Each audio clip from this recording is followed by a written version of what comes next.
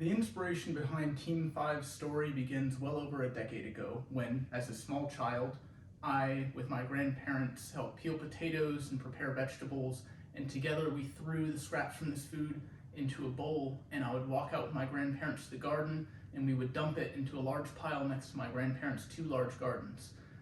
I recognize that this isn't possible for most people because they don't own a house on a plot of land, and I would like to be able to carry on this tradition. Over 50% of municipal garbage set out on the sidewalk next to the street is food waste, organic matter that can be decomposed into something that's useful.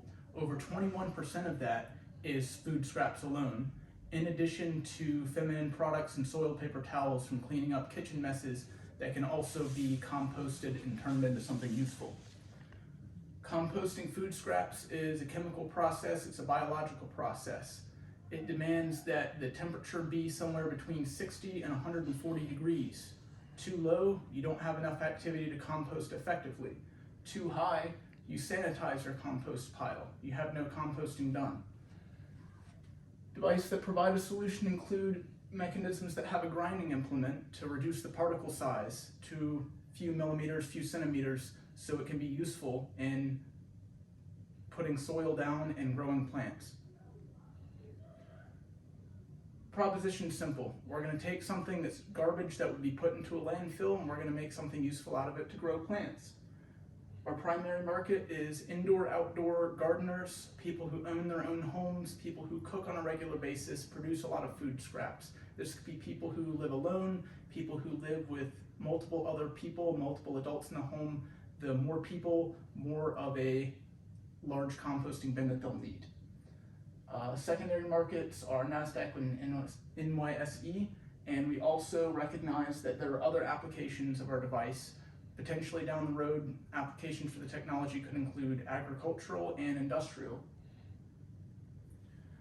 For our product planning, most of this stuff is linear, sequential, one must be done after the other. Now that we have a better understanding of what sort of devices must go into the device, we can price out and select our components in a way that the shell can be developed at the same time to save some time. But in general, most of it has to be sequential, unfortunately. For our customer profile, we interviewed someone named Sayoko. Sayoko lives in the Bay Area of California. She's a young woman who is a fitness instructor and is into fitness herself. She enjoys cooking at home. She enjoys planting plants and gardening at home. And she also enjoys getting out, getting active, being outside and in the outdoors. Important to Sayoko is her friends and family, her social circles, people that she knows and wants to form experiences with, share a nice meal together over a table. And she also cares about the environment, and she cares about cleanliness and how neat and how nice her house smells, like most people do. For our use case, it's pretty simple for most people. They will prepare a meal, will shuck potatoes, or have other food scraps or even leftovers in the fridge that have gone bad and are just taking up space.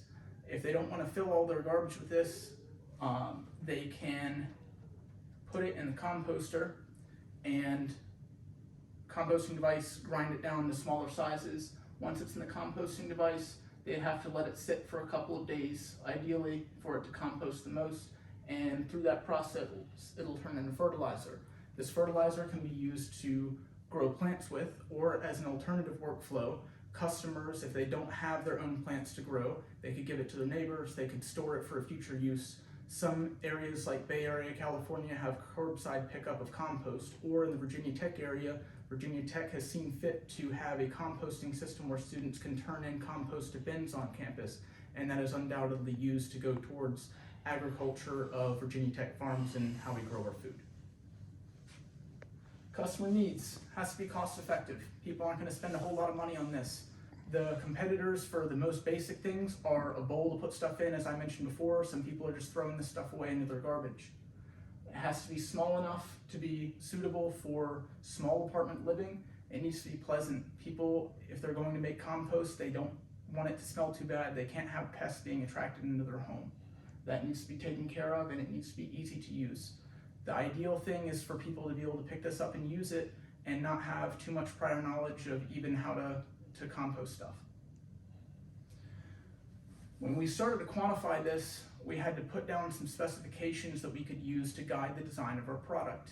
Among those specifications, one of the main ones that appears more than once is airflow. Airflow to move air through the device and expose enough oxygen to the compost so it can react and create compost, as well as airflow insofar as it pertains to sealing air inside of the device and containing smell and keeping out pests. One of the other big priorities is the size, for it to be big enough to be suitable for putting compost in for a couple of adults, small enough to fit under the kitchen sink. We also want it to be light enough and affordable enough. The mass is going to play into how heavy it is to pick up and put away in positions that may or may not be awkward, that may require bending over. Maybe the person who uses this can't pick up that much. For the surface roughness and power consumption, we want this to be environmentally friendly. It's part of the mission of the group. So we don't want it to do too much power consumption, but thankfully we can use the natural processes of the composting to our advantage in maintaining temperature without too much power draw on a heater. For economic analysis, we've gone with fixed cost model for simplicity and reliability, and we also understand that a lot of the components that go into this device we could never produce for less money than we could buy.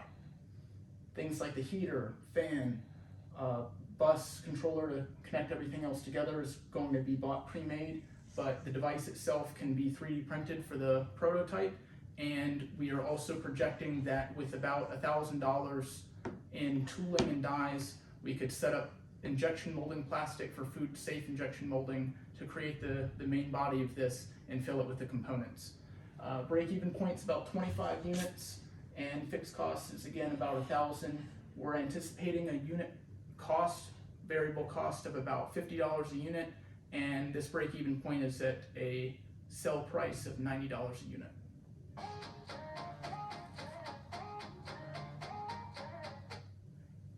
In summary, we use data to obtain an analysis and put specs together that will reflect the necessary components of the device, things that it needs to do in order to make compost in a pleasant, affordable manner that will fit in a small home living.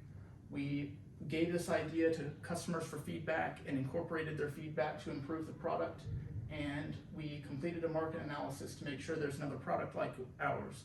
Other products do exist, like Lomi. One of their main issues is cost. Lomi costs $500. Our product is looking to cost about $90.